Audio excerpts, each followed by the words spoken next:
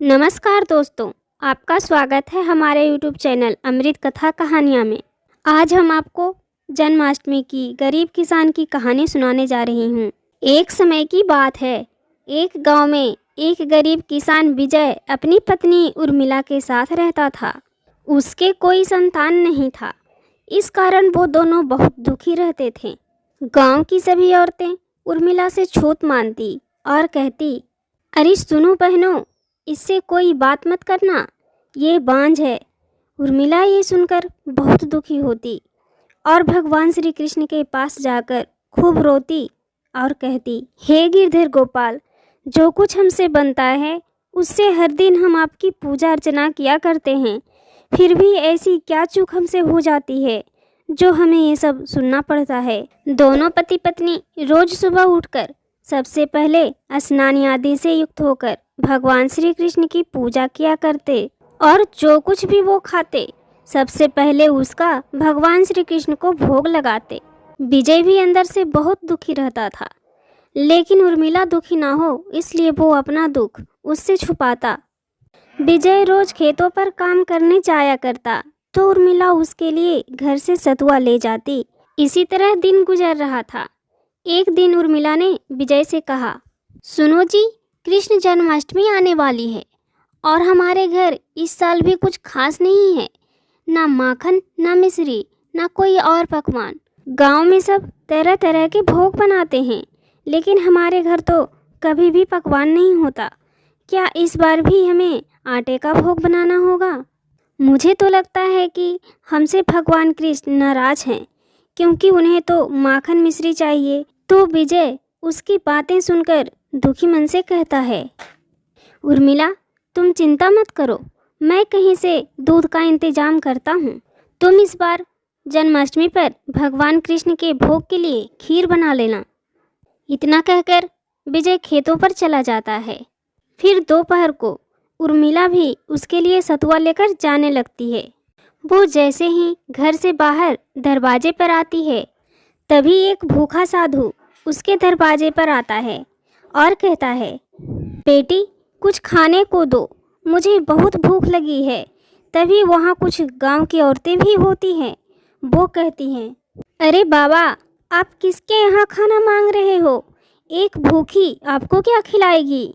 इसे तो रोज सतुआ ही खाना होता है, ये आपको भी सतुआ ही खिलाएगी। इससे अच्छा तो आप हमारे घर भीख मांगने आ जाते, हम आपको अच्छे भोजन देते। इतना कहकर सभी औरतें हंसने लगती है। उर्मिला को ये सब सुनकर बहुत बुरा लगता है और वह रोने लगती है। तभी साधु बाबा कहते हैं, अरे बेटी, तूने सुना नहीं, मुझे जोरों की भूख लगी है और ये सतुआ का सुगंध तो बर्दाश्त ही नहीं हो रहा है। मुझे जल्दी खिलाओ बेटी, आज तो मैं ये सतुआ ही खाऊंगा। तभी उर्मिला बाबा को सतुआ परोसती है। बाबा बड़े चाव से सतुआ खाते हैं और जाते समय प्रसन्न होकर अपने थैले से एक नारियल निकालकर उर्मिला को देते हुए कहते हैं, बेटी, यह नारियल मुझे दान में मिला है और ये मैं तुझे दे रहा हूँ। इसे तुम दोनों पति पत्नी बांटकर खा लेना, इससे तुम्हारी सारी परेशानी दूर हो जाएगी। इतना कहकर बाबा चले जाते हैं। उर्मिला भी खेतों पर जाती है। इसी तरह कुछ दिन बाद ही जन्माष्टमी का त्यौहार भी आ जाता है। विजय सुबह उठकर दूध लाने के लिए एक ग्वाला के पास जाता है और कहता है, ग्वाले भैया, क्या आप मुझे थोड़ा दूध दोगे? भोग के लिए प्रसाद बनानी है। तभी ग्वाला विजय को धक्के मारकर वहाँ से बाहर निकाल देता है और कहता है, जा यहाँ से, तुझ जैसे बांझ को दूध देकर अपना नुकसान क्यों करना? अगर आज तुझे दूध दे भी दिया तो कल से कोई गांव वाला मुझसे दूध नहीं खरीदेगा।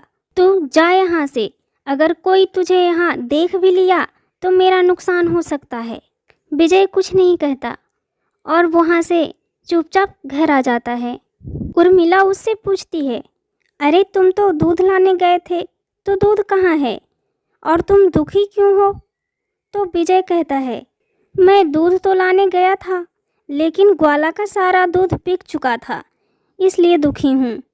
फिर उर्मिला कहती है, देखो, भगवान कृष्ण को आज भी हमारे घर का कोई और भोग नहीं चाहिए।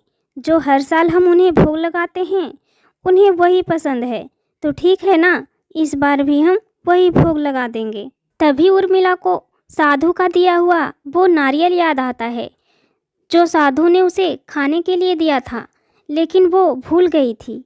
वो उस नारियल का अच्छा सा भोग बनाती है और उसने भगवान श्री कृष्ण को नहला धुलाकर सजाया और आधी रात को आरती गाकर भोग लगाकर सो गई। तभी भगवान श्री कृष्ण उसके सपने में आए और कहा, बेटी, हम तुम्हारी पूजा से बहुत प्रसन्न हैं और तुमने रोज जो कुछ खाया उसका पहले मेरा भोग लगाया है। तुम्हारी मनोकामना अवश्य पूर्ण होगी। उस दिन मैं ही था जो तुम्हारे घर साधु का वेश धरकर सतुआ खाया था। इतना कहकर भगवान श्री कृष्ण अंतर्ध्यान हो गए और उर्मिला की आंखें खुली तो वो चकाचौंध रह गई। उसके घर तो हीरे मोतियों से भरे थे। उसने अपने पति विजय को जगाया और उससे सपने की सारी बात बताई। दोनों ने मिलकर भगवान श्री कृष्ण को धन्यवाद किया और पूरे 9वें महीने उर्मिला ने एक कान्हा जैसा सुंदर सा नटखट बाल गोपाल को जन्म दिया। तो प्रेम से बोलिए जय श्री कृष्ण। दोस्तों, आज की कहानी कैसी लगी आपको? अगर कहानी अच्छी लगी हो तो वीडियो को लाइक करें और चैनल को सब्सक्राइब नहीं किए हैं तो सब्सक्राइब जरूर कर लें। धन्यवाद।